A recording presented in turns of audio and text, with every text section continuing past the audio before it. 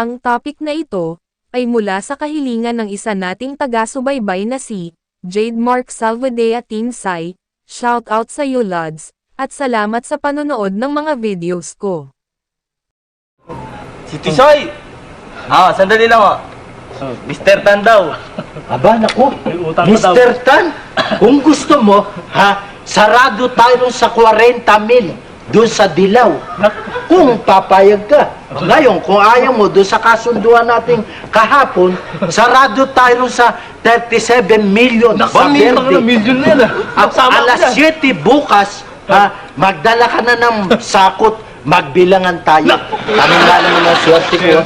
Si Mr. David Tanto. Baka naman naginip ko lang. Naman kami dyan, milyon na. Ang laking negosyo niya na. Milyon na. Ano ba yung negosyo nyo? Sako na, dala. Sako na. Ano ba yung negosyo nyo? Munggo.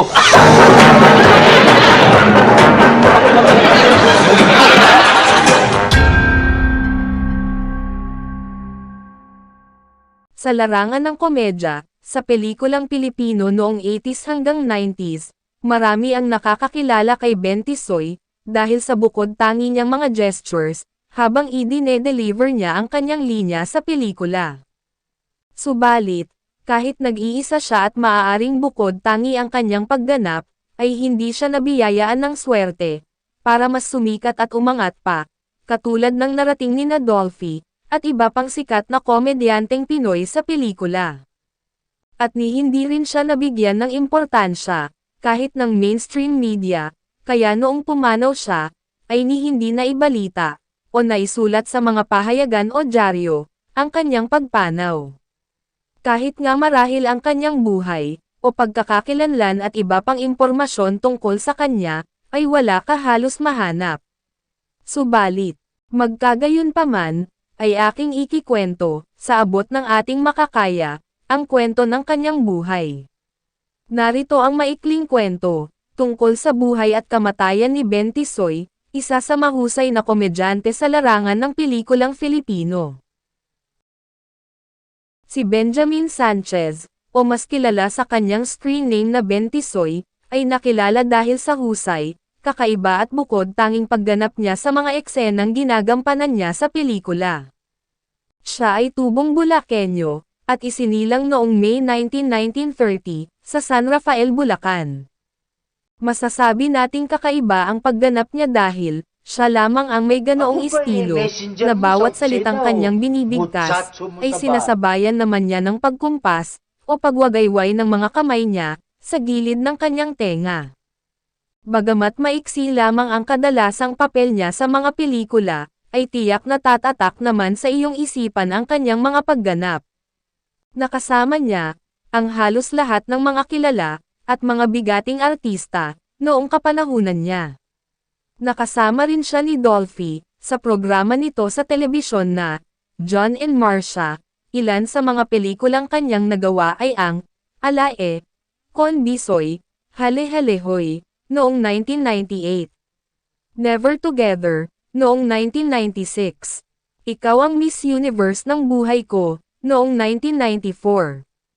Pinagbiyak na bunga, ng kapareho ring taon, noong 1994, at Legend of the Lost Dragon, noong 1989. Siya ay huling napanood sa pelikulang, Alae, Con Bisoy, Hale Hale Hoy, palaging panalo ang mga unggoy. Mula noon, ay wala nang balita tungkol sa kanya. Mayroong mga umugang na bali-balita dati, na si Ben Tisoy daw ay namatay, dahil sa pagkahulog nito sa jeep.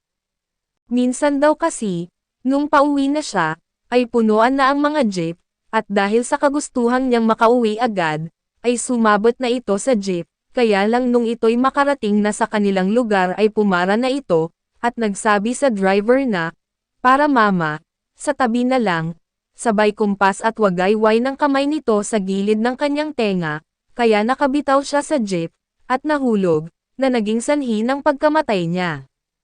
Pero ito ay sabi-sabi lamang, at pawang haka-haka at walang katotohanan.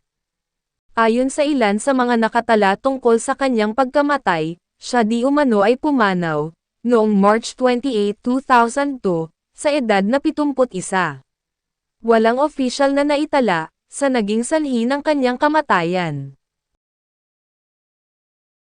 Pero, Naku, ano kayo oras Ano na? naman? Na-late ako. Naku, nasan po si Sir Rolly? Naku, late ka na nga. Nagbabat-in ka pa sa aming usapan, ano? Eh bakit na-late ka na naman? Alam mo namang ayaw ng Sir Rolly mo sa mga empleyadong nalilate. Eh kasi nagsupilyo pa po ako eh.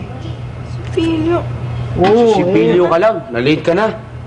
kasi naman, yung toothpaste, linagay ko sa toothbrush kung ganon, Oh. sumobra. Oh, tapos? Naku, ang tagal palang ibalik uli ron sa tube. Oo. Wala. Ang gawin mo ngayon ay lumabas ka na, no? Buti pa. Lumbaso ako. Bas ka na. Eh ano ang gagawin ko? Magbalik ka ng toothpaste sa tubo. Oo. Tuto talaga yan, oh.